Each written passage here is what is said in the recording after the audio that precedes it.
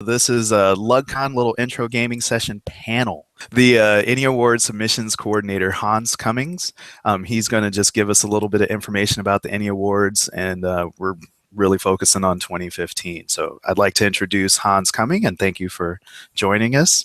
Anything you want to say to the World Wide Web out there? Good morning. It's really early on a Sunday morning. Yeah, I'm on. Everybody's having a great weekend. Yeah, as you can tell in my window, it's black, so sun hasn't even risen yet. But that's how we work at LUG Con. Early mornings. Yep. So thank you for coming out. Like I said, Hans Cumming is working with Ennie Awards. If you haven't heard about Ennie Awards, it's a yearly event at Gencon where you can submit new material that was just created the year before. And so this is art. There's a whole list. You actually want to go to the Ennie Awards website, which is Ennie, ENNIE-awards.com, and see the list. It's more than I can talk about, but in general, it's RPG related material, art, I think even music, applications, that kind of stuff. Yeah, anything that's gaming related can be submitted. And then if we have enough submissions for a particular category, it gets its own category.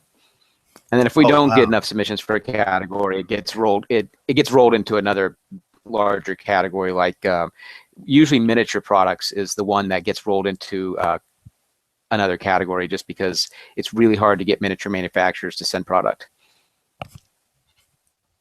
Wow, it's amazing. So I heard about Ennie like 2-3 years ago. I just got into the whole Gen Con fever back in 2012 and heard about Ennies then, submitted something of my own, Matrix RPG, in 2013 because it was just created in 2012.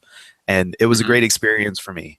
Got a lot of traffic, really helped kind of get me known, I think, personally, even though it wasn't like overwhelming, but it was something. I was nobody, and I actually had people coming to check out my material and download it and stuff. So that was wonderful. And so the main reason I really want to do this is LUG Con is a convention based on indie publishers, indie content creators. And I think this is something you guys should all, and gals should all, know about. Innies is an incredible way to get out there, get some experience, get some exposure in one spot. First question for you, Hans.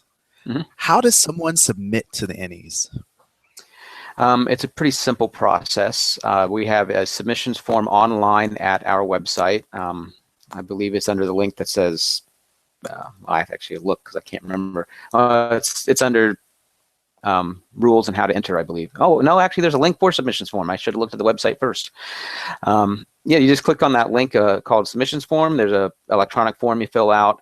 And then if you have an electronic entry, you email it to entries at ennie-awards.com, and then I'll get it and send it out to all of the judges. If you're actually sending physical product, we have a link under rules and how to enter that has a PDF that has all of the judges' addresses in it. And then you're responsible for sending a copy to each judge, and then one copy comes to me also.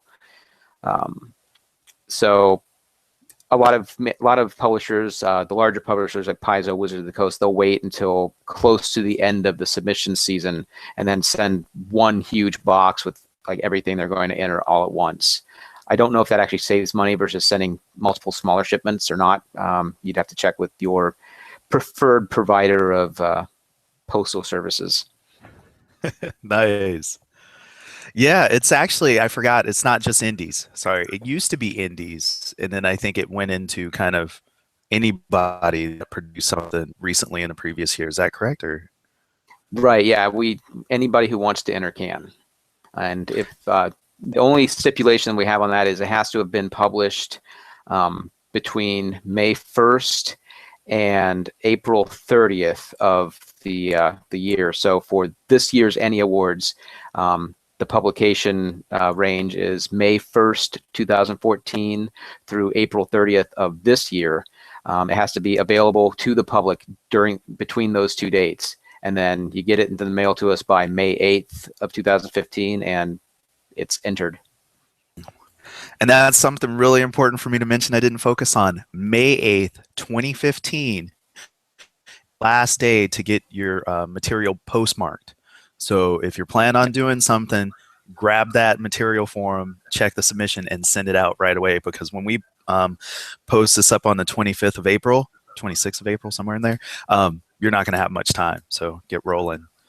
So is Innies only at Gen Con, or is it anywhere else?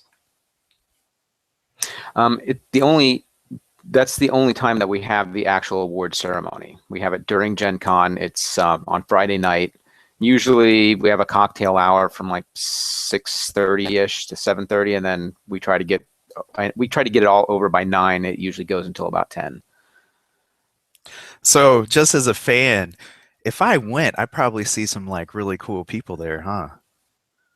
At the Yeah, awards. most of the publishers send representatives.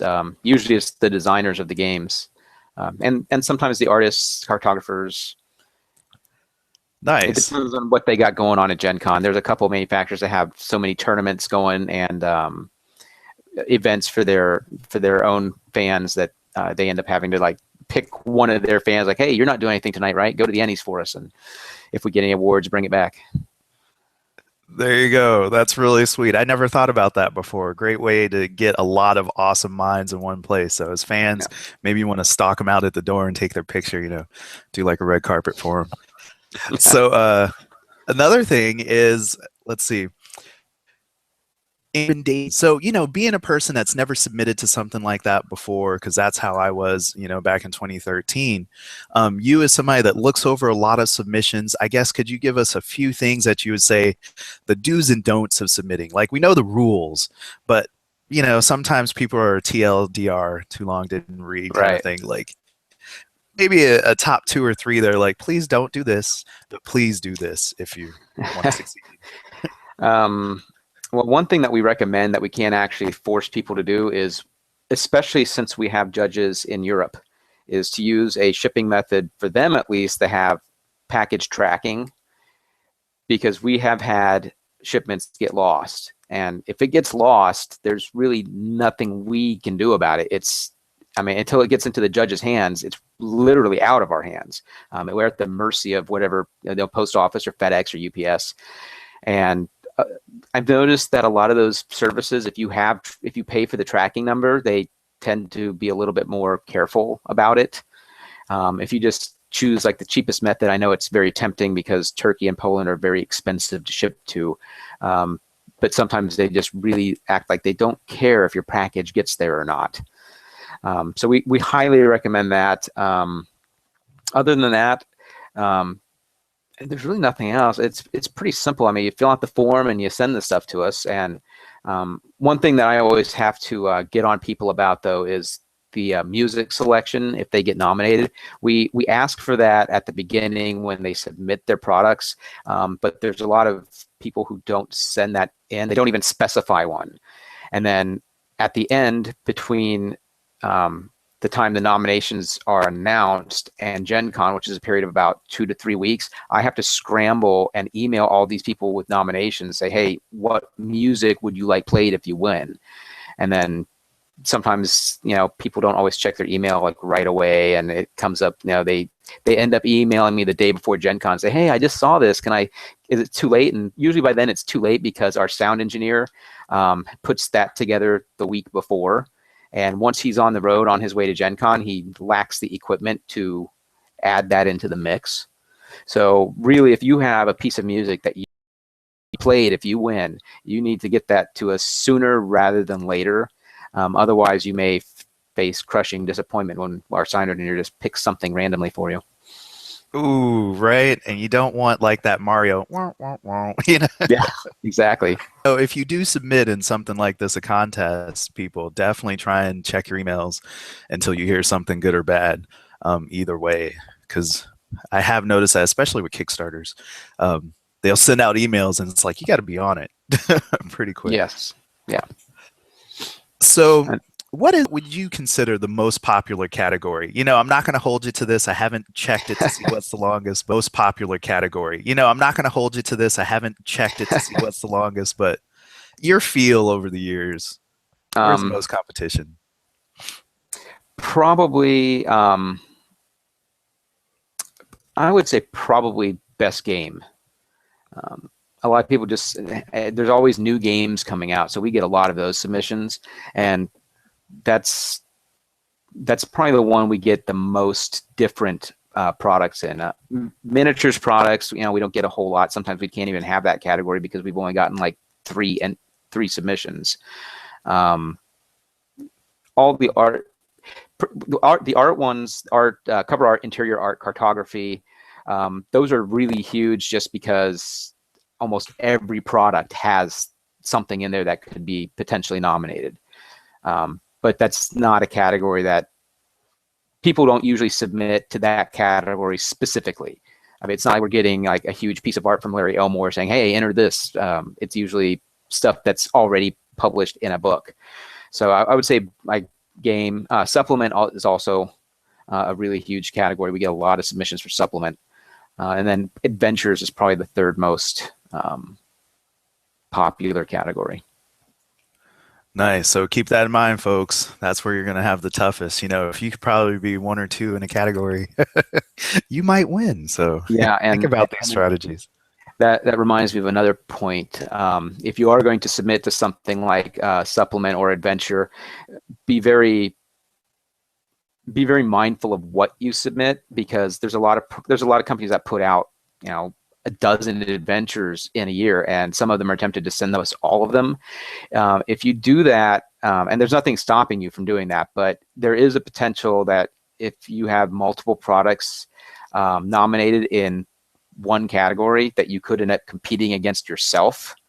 And when it splits the vote like that, sometimes you get bumped out of the higher award categories, like because we do it's like a runoff type voting system. It's not like purely popular vote.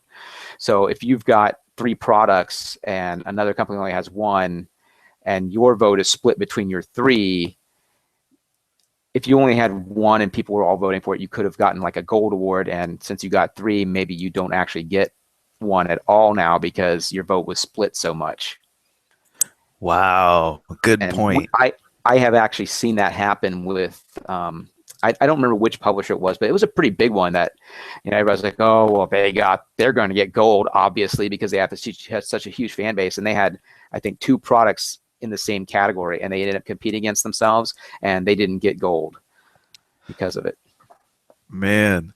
Now, I do think that Ennies is kind of like a volunteer, or you accept volunteers to help judge and such. Yes, Or is every it one of us selected? is a volunteer. Okay. None of us are getting paid with money. Just love for the game. Yeah, the judges are selected during the voting for that year. So when you vote for products, I think right after the end, when you submit your vote, it says, you know, click this link to go vote for next year's judges. So the judges are selected from pretty much anybody who wants to apply to be a judge. It's a heck of a lot of work, though, since you have to pretty much read and play everything that gets submitted. Wow. So it helps to have a dedicated gaming group who understands that you're going to be switching games a lot. So the judges are all volunteers. Now they get their compensation in the fact that they actually get to keep anything that gets submitted. So their gaming collections increase exponentially when they judge. Other people like myself, we don't get monetary compensation. I could get a free badge to Gencon if I wanted it. I don't now because I have my own table on Authors Avenue, so I don't need a second badge. In fact, if they find out I have a second badge, they end up canceling one of them because they say, you don't need 2 badges, which is true. I don't. I can't split myself in half. So, and then our business manager and volunteer coordinator, web manager, sound engineer, we're all volunteers, and we just do it because we want to help out and we believe in the awards. Yeah, I think it's a great movement. It's nice to have this kind of like a I feel unbiased personally, input on games. So, reversing what I've been focusing on in terms of submissions, also as a person looking to find cool games, look at people that have won previous Ennies. This is just a general web. And also maybe look at people competing this year's, you're scratching your head looking for something kind of different. Ennie's award list is a place to look for something different. There's tons of games Right. out there. So, And we are told every year that people, well, and I've seen it, people come by the booth and they get the list of nominees at Gen Con and they use that as kind of a shopping list for the dealer hall. So because we list the publisher, we list which booth they're at, if we nice. have that information in time, and then people can just grab it and they can go straight to that manufacturer or publisher and have a look at the products. Now we're getting towards the end of our stuff, so I just wanted to kind of say one, maybe two things. And when is the voting deadline for the public? When should they look at their calendar and say, I got to vote by now? Usually we announce nominations around the 4th of July weekend. I think traditionally we've done it like right after that weekend. And then I think we usually give about, it's going to be compressed this year because Gen Con's so early. I don't think we've set a date yet, but I'm going to say like the middle of July is when voting's going to happen. Okay. It'll probably wrap up a week before Gen Con, I bet, or like the Monday before Gen Con. Not the Monday before Gen Con, but the Monday of the week before Gen Con. But I don't have the dates yet because we haven't quite figured that out. With Gen Con being at the end of July instead of the middle of August, it's kind of compressed our schedule. Yeah, a lot more gaming for you in less time. Yeah. We'll keep that in mind, folks. That's a good approximation. So, get your mouse ready to click on some voting. It's definitely fun. And then you mentioned, just really quick to wrap up on you're going to have a table at Gen Con. So like I've always seen your name in my feed. I felt fortunate that you were looking for people to talk to. So I was like, sweet. But I actually didn't do a lot of research on you. I just know you're one of the people that post stuff that's cool. So tell me just a little bit about yourself. You're an author, I guess? Yeah, for the last, this will be my 3rd year on Authors Avenue at Gen Con. I write fantasy and science fiction. I'm also an independent publisher since I decided to just hire my own editors, my own cover artists, my own layout people. Well, I do the layout of the book myself. I hire somebody to do cover layout because graphic design is not my thing. And I tried it once and I found out that somebody who I pay does a much better job. So, yeah, some people will say, oh, you're self-published. Like, well, sort of, but I don't do it all by myself since I hire an editor and I hire cover artists because I can't even draw a stick figure. I mean, Order the Stick is, high art to me. It's like, it's way beyond my skill. So I currently have 5 novels out. One is a fantasy series called The Foundation of Drakenor, which kind of takes place from the point of view of the monsters, like minotaurs and basically kobolds, although I don't call them that. And there's 2 books in that series. Those were my first 2 novels. And then I have a sci-fi series, which are the Zach Jackson novels. And therefore, they're intended for, I say all ages. I intended them for 10 and up, but plenty of adults have enjoyed them also. And I've tried to take a kind of a hard sci-fi approach to kind of like young adult science fiction because I didn't see a lot of that. And I basically tried to make a future, for these kids to have adventures in that I thought was a really cool place to live in, but based on, my understanding of actual science so that it's as accurate as I can make it without being too space opera-y, which there's nothing wrong with space opera. I love Star Trek and Star Wars, but I thought it would be nice if kids had something that had real science and they could see how cool it can be. There's a whole generation of people that watched Star Trek growing up, and now they're engineers and astronauts and scientists, and it doesn't seem like we have something like that right now for kids in this day and age to get inspired to go into the sciences. So that's what I was working on. And then hopefully I will have at least 1 novel of my new fantasy trilogy available at Gen Con. I was hoping to have it in time for Conquest in Kansas City at Memorial Day. There's been some delays with some illness and stuff, so I'm not sure that that's going to happen now. But definitely the first novel will be available at Gen Con. Maybe the second one Also, I have the first and second ones completely written. The first one's in editing. I'm currently writing the third novel in that trilogy. So it will be, all of them will be out, pretty shortly after one another. So it's not going to be like you get book one this year and then maybe 3 years later, book two comes out. It'll be like one right after the other, as close as I can get it. It's called Scars of the Sundering. It takes some of the characters from the Foundation of Drakenor, and it's like 5 years later, and they go off and have an additional adventure, which is actually a lot more world spanning, a lot more epic than the Foundation of Drakenor was. Foundation of Drakenor was mostly centered around one city of monsters that basically wanted to become part of the greater world and get people to accept them as kind of people, not just somebody come in and kill them and destroy their homes. So now it's 5 years later, and they're finding out that, yeah, you're part of this world, so now you have certain things that you have responsibilities for. You can't just kind of be off on your own and say, yeah, we want to trade with you, but get away from us and don't, you can't be involved in our lives. So they're finding out that they actually have to be a part of the world that they said they wanted to be a part of. And there's the evil Lich Queen, everybody thinks is coming back to power, but there's a twist there with some of that stuff that I haven't quite revealed, because it's 3 books and I don't want to give everything away at the first book. So hopefully that'll be good. And the first book will definitely be available at Gencon. Nice. Well, that's awesome. Well, my goal is to be at Gencon, so I'll come by and shake your hand. I'll be there all 4 days. Anytime the dealer's hall is open, almost I will be there at my table. Although most people seem to come by when I've gone to the bathroom or when I'm on a food run. So just be aware of that. Curses. So if I don't see you, you'll be back in at least 15 minutes to a half hour. Yeah, and somebody will be at the table. Usually it's my wife. She sells more books than I do because she's prettier than me. Right. Well, hey, we are going to do some editing on that, so okay. But we will go ahead and wrap it up for the broadcasting part of it. So I think we just got somebody to view this right at that last second. We're wrapping it up. So hey, you want to say goodbye to everybody? Yeah. Goodbye. Have a great weekend, what's left of it, and see you guys at Gencon. Awesome. Viva la Gencon. Bye, guys.